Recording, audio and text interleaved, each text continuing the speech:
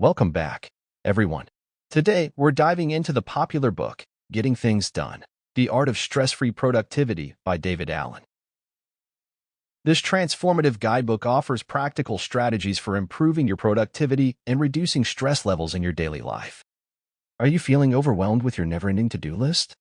Do you struggle to maintain focus and accomplish tasks efficiently? Well, today we have the perfect solution for you. But before we dive into the content, I kindly request a moment of your time to appreciate this video by liking it, subscribing to the channel, and ringing that notification bell. Your support means a lot to me. Thank you so much. David Allen, a productivity expert, introduces a powerful methodology in this book that can revolutionize how you approach work and life responsibilities. Getting Things Done, The Art of Stress-Free Productivity by David Allen is a practical guide to increasing your productivity and reducing your stress.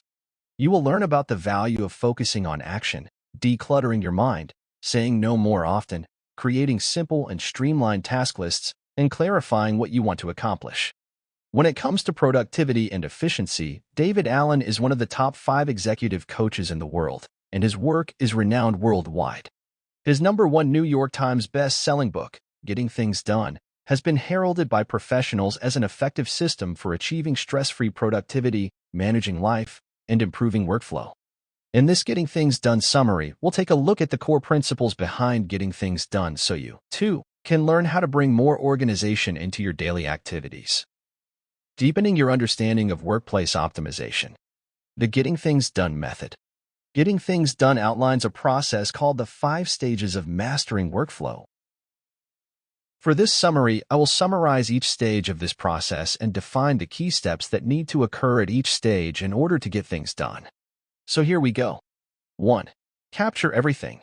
Allen emphasizes the importance of capturing all your tasks, ideas, and commitments in an external system to free up mental space and reduce overwhelm. The methods presented in this book are based on 3 key objectives. Capturing all the things that might need to get done or have usefulness for you. Now, later, someday, big, little, or in between, in a logical and trusted system outside your head and off your mind. Directing yourself to make front-end decisions about all of the inputs you let into your life so that you will always have a workable inventory of next actions that you can implement or renegotiate in the moment. Curating and coordinating all of that content, utilizing the recognition of the multiple levels of commitments with yourself and others you will have at play at any point in time. It's important to know what needs to be captured and how to do that most effectively so you can process it appropriately.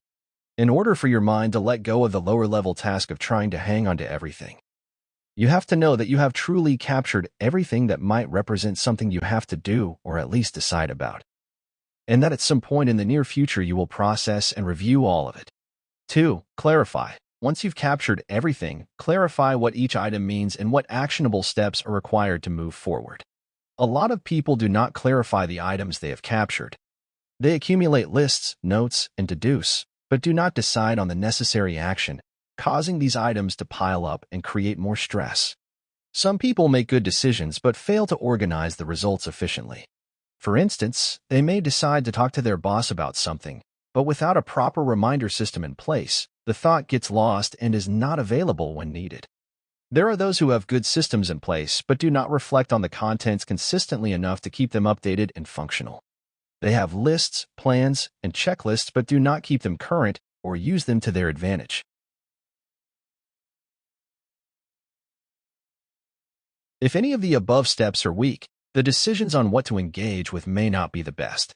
Many people's decisions are driven by the latest and loudest inputs and are based on hope instead of trust.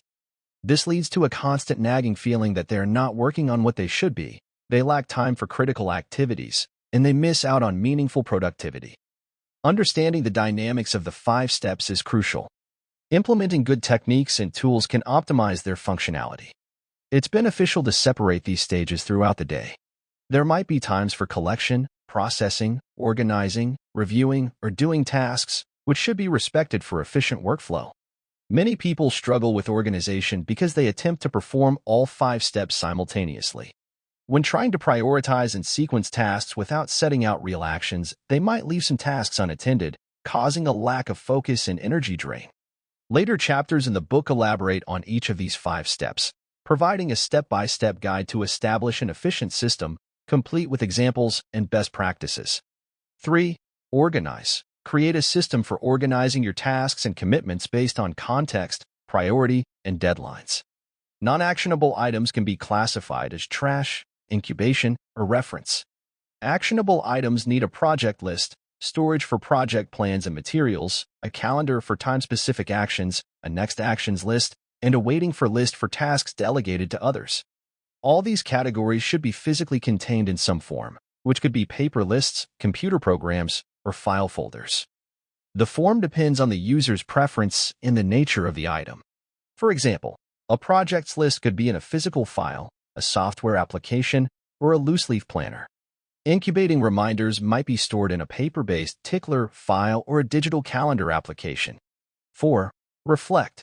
Regularly review and update your list to ensure you are focusing on the most important tasks.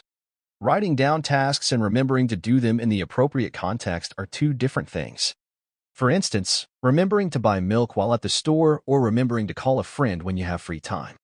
It's important to have a system that allows you to view both the broader picture of your life and work, and also the specific tasks or weeds that need to be done. Regular reflection on your tasks and projects significantly improves the effectiveness of your decision-making about what to do at any given time. One way to do this is to review all your ongoing projects and open loops on a weekly basis.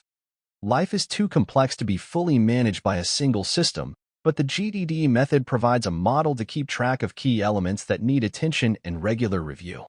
Most people have rudimentary versions of this, but they are generally underutilized and basic. Regular reviews are essential to keep your mind from reclaiming the role of remembering and reminding. Trust in your rapid, intuitive decisions requires consistent reflection from a higher perspective. This concept is encapsulated in the weekly review. The weekly review involves examining all your projects, active project plans, next actions, agendas, waiting for, and someday maybe list weekly. This process ensures your mind is clear and recent tasks have been captured, clarified, and organized. Given the constant connectivity in today's world, things can easily get out of control during periods of high activity. While it's impractical to maintain a completely organized state at all times, a weekly refresh is necessary to confidently maintain productivity.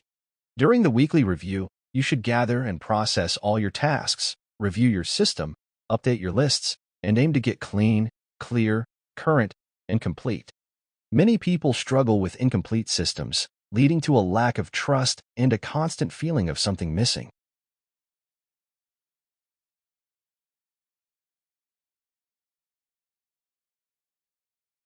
A more complete system improves trust, motivating further maintenance and completion.